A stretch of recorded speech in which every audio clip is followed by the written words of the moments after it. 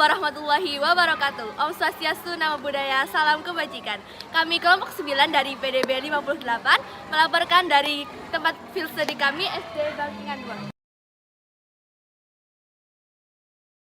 Kami melakukan penelitian di SDN Bangkingan 2 Surabaya. Kami memilih untuk melakukan observasi di sekolah dasar negeri karena berdasarkan teori perkembangan biasa, anak usia 7-11 tahun sedang mengalami perbaikan kemampuan berpikir logis, sehingga masih perlu bimbingan orang dewasa dalam pemecahan masalah.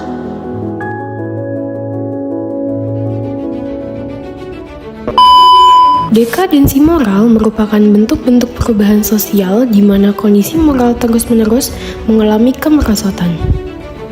Problematika pendidikan kita, khususnya sekolah dasar, merupakan salah satu penyumbang dalam masalah di negara ini.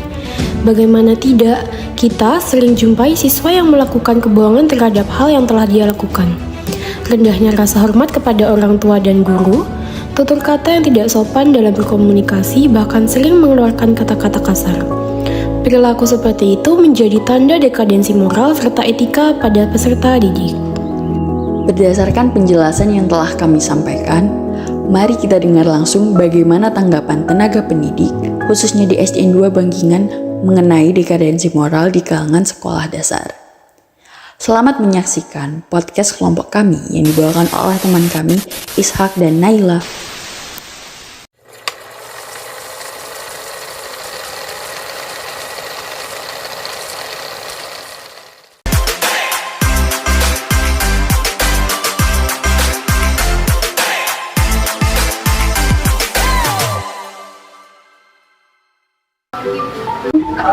Utama sih poin penting dari pendidikan pendidikan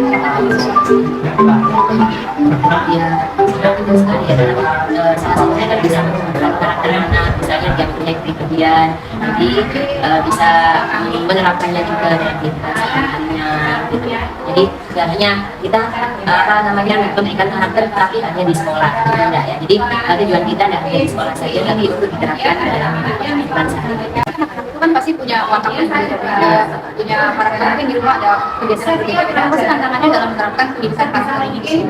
Itu salah satunya itu kurang adanya interaksi lah. Selain itu kita sudah menerapkan di sekolah, tapi di rumahnya anak kurang sama orang tua diterapkannya gitu. Soalnya kan sekarang kebanyakan kan orang tua kan pada sibuk dengan kerjaannya, atau yang mungkin tidak wanita baru mungkin sibuk dengan HP-nya gitu. Jadi menurut Ibu, bagaimana sih interaksi pertemanan itu yang wajar itu seperti apa? Kita sudah menanamkan bahasanya ini seperti ini, yang tidak boleh seperti yang ini. Atau sebagai itu benar dari pendidikan agama itu berperan penting pembentukan karakter itu sangat penting ya, karena di agama itu kan sudah tertera sekali Mbak ya, bahwasanya sikap istilah gitu ya Mbak ya. Pertama kali sifatnya anak itu ditentukan dari beberapa hadis gitu ya Mbak ya. Jadi kita saya pribadi sebagai guru agama sudah saya berikan di kelas 1 pun bahwasanya sikap yang baik itu bagaimana kan. Jadi amat sangat penting memang ya antara pendidikan karakter dan pendidikan agama.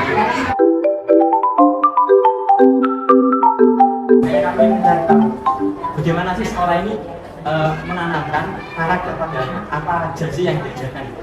Ya, jadi di sekolah kami itu anak-anak secara umumnya itu hanya upacara bendera gitu ya. Jadi setiap kali ada upacara bendera itu anak-anak diajarkan tertib, disiplin.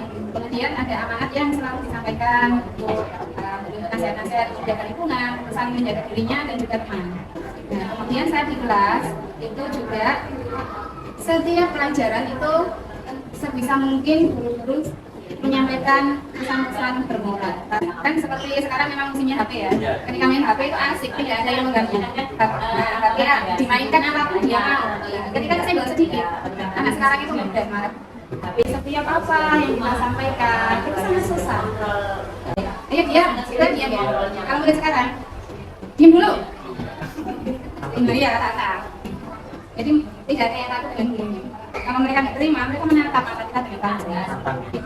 Tantangannya tadi ya Bu ya, kan sempat disinggung sama Ibu tadi kalau ada zaman sekarang itu ketika dijelasin, ketika dinasihati itu menatap balik gitu misalnya, menantang gitu.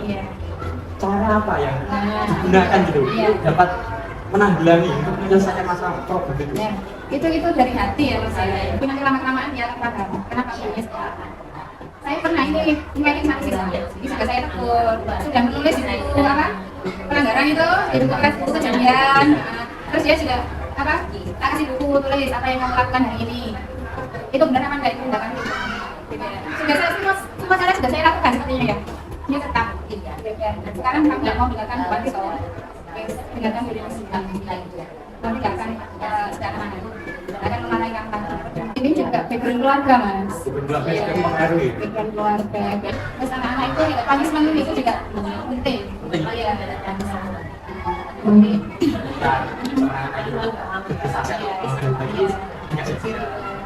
Jadi tepuk tangan sudah. Ini juga menumbuhkan harga orang lain. Terus saling membantu. Gimana interaksi yang sehat dan cara membangunnya? Cara sebagai misalnya ibu pernah mendidik membangun interaksi yang sehat dan cara Jadi kalau anak mulai puber itu kan dia mulai apa? Pengen terlihat menonjol kan ya daripada temannya gitu ya. Itu anak-anak juga sering kalau saya sering nyinggung itu masalah lingkungan. Kamu tidak boleh memilih teman, semua harus berteman. Nah, tapi berteman dengan orang-orang yang baik. Biar kamu bisa menjadi baik. ambil kesimpulan dari kesimpulan. Jadi cara itu membangun mengajarkan interaksi yang baik itu lewat cerita tadi ya. Lewat cerita, Fakta-fakta juga kasih punya. pengalaman, juga ancaman gitu. Jadi sekian gitu. Saya mohon nanti Dari podcast tersebut, terlihat bahwa sinergi peran keluarga dan orang tua sangat penting terhadap moral seorang anak. Maka dari itu, kami memberikan solusi melalui kampanye peduli anak di media sosial.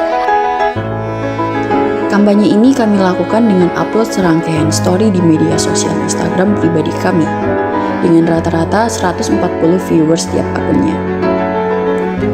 Kampanye ini memuat pengenalan isu, masalah, dan solusi dalam memperlakukan anak di sekitar kita. Harapannya tidak hanya untuk orang tua, tetapi kita sebagai orang dewasa ikut menumbuhkan rasa peduli dalam tumbuh kembang penerus bangsa. Anak-anak masih butuh pengarahan untuk mengetahui baik buruk sesuatu. Oleh karena itu, sebagai orang dewasa, mari menjaga dan tanggung jawab terhadap anak-anak di sekitar kita. Anak-anak juga merupakan generasi harapan penerus bangsa. Maka dari itu, mari bentuk dan didik mereka sejak dini sehingga mampu meneruskan bangsa menjadi lebih baik. Luangkan waktu kalian untuk bermain dan belajar bersama anak generasi bangsa ini.